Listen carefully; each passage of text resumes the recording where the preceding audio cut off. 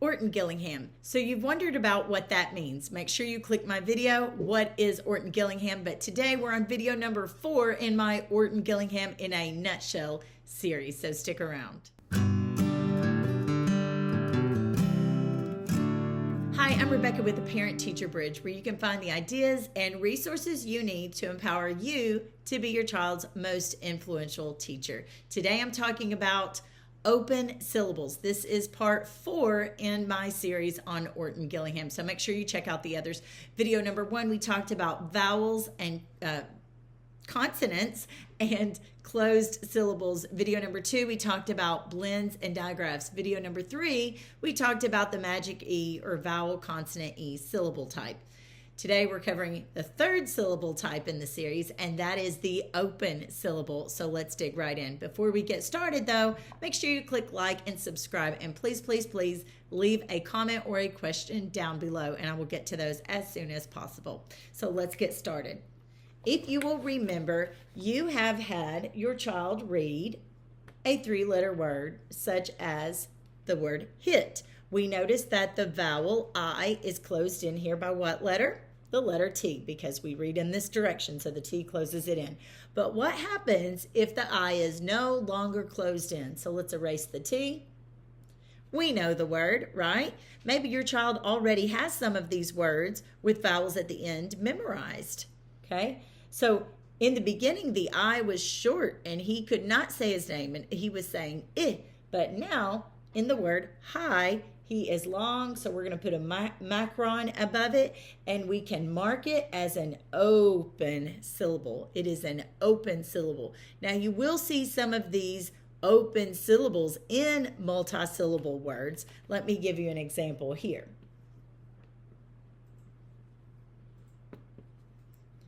In the word begin, the BE is 1 syllable. So we don't really say that G is closing in the E. That might be a question you have as someone who is beginning this. But that syllable would be open, and that I is definitely closed in by the N, and this syllable is closed. That's where you're reaching eventually when you're teaching your kids about the open syllable. But in the beginning, you do not have to teach the multisyllable words yet. You're just teaching them that an open vowel, an open syllable does exist and how it behaves. And the way it behaves is the vowel says its name. So it's not only the magic E that can make a vowel say its name. Let's go over a few more examples. The E is at the end. He can escape. He is definitely not closed in, so he's going to say his name. The word is me, and it is open. However, if we do close it in, let's say we add a T there, the E doesn't say E anymore. It's not meet, it is met. So switching back and forth, whether you use a dry erase board and you erase a letter, or whether you're using ABC letter magnets on the refrigerator and you're switching them out, that is perfectly okay. You might even switch out letters and make a nonsense word. Now I have a video on nonsense words. You're gonna want to check that out. I'll leave that in the description or make a card here for you to click on in the corner of the video. Made up words are perfectly okay. When your child is using letters to invent words on their own, that's called invented spelling, and that is perfectly okay for them to do.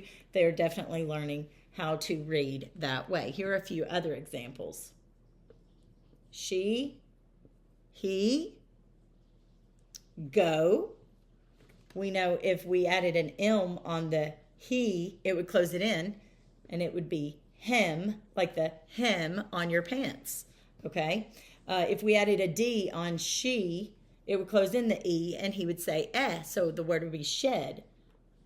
But if I take that off, it's back to she. So switching back and forth, when you could have like a list of words where some of them are closed syllable words and they're short vowel, and then some of them are open syllable words, so they're long vowel. And then you sprinkle some magic E words in there as well, so that they can get the habit of saying, okay, when is the vowel long? When is the vowel short? When is the vowel long? When is the vowel short?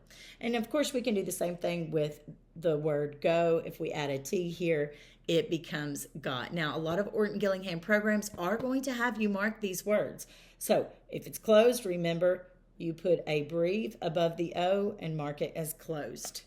You can use color coding if you want. You can use dry erase boards and all of those. Really, that's the open syllable in a nutshell. So up to this point, you, as your child's most influential teacher, you have learned 3 syllable types already. And the better you know those, the more you're going to recognize them when you're in the middle of reading a book with your child, or if your child is reading aloud to you and they get stuck on a word. And it's definitely enough that you can practice just, when you're in the kitchen and you're busy doing other things with those ABC letter magnets on the refrigerator. Please check out my website if you want to know more about that. I do have a couple of courses related to early elementary years. So that is theparentteacherbridge.com. Remember, parents, you are your child's most influential teacher.